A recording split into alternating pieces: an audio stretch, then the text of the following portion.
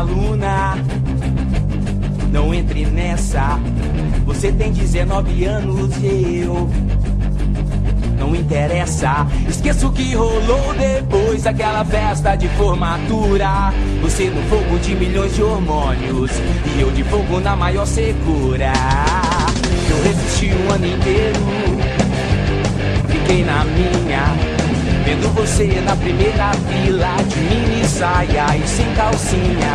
Deixei de agir como um profissional no exato momento em que rolou aquela prova oral aplicada no estacionamento. Já te expliquei, alguma coisa que está fora do normal. Nenhuma boa aluna implora pra levar pau. Te vendo assim de joelhos aos meus pés, baby, me chateia. Impossível dialogar com você falando assim de boca cheia. Meu corpo não foi o primeiro, estou ciente. Antes de mim você deu prazer a outro corpo, um corpo docente. O que explica sua nota 100 em botânica e literatura.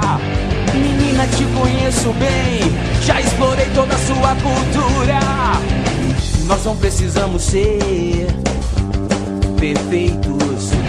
Me guarde na sua lembrança, na minha vou guardar seu par de peitos. Eu tenho filhos, tenho mulher e não quero ter uma segunda. Por isso, se você me vir com ela, não belisque mais a minha bunda. Vou repetir, alguma coisa que está fora do normal.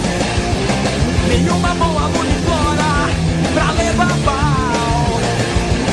Te vendo assim de joelhos aos teus pés, baby, me chateia. Impossível dialogar com você falando assim de boca cheia.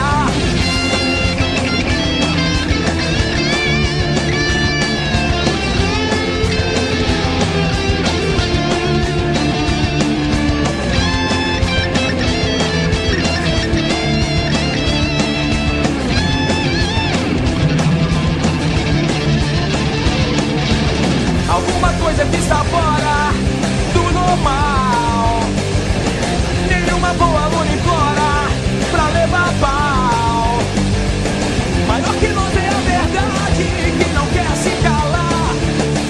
O que eu te ensinei é muito bom, mas não é matéria de vestibular.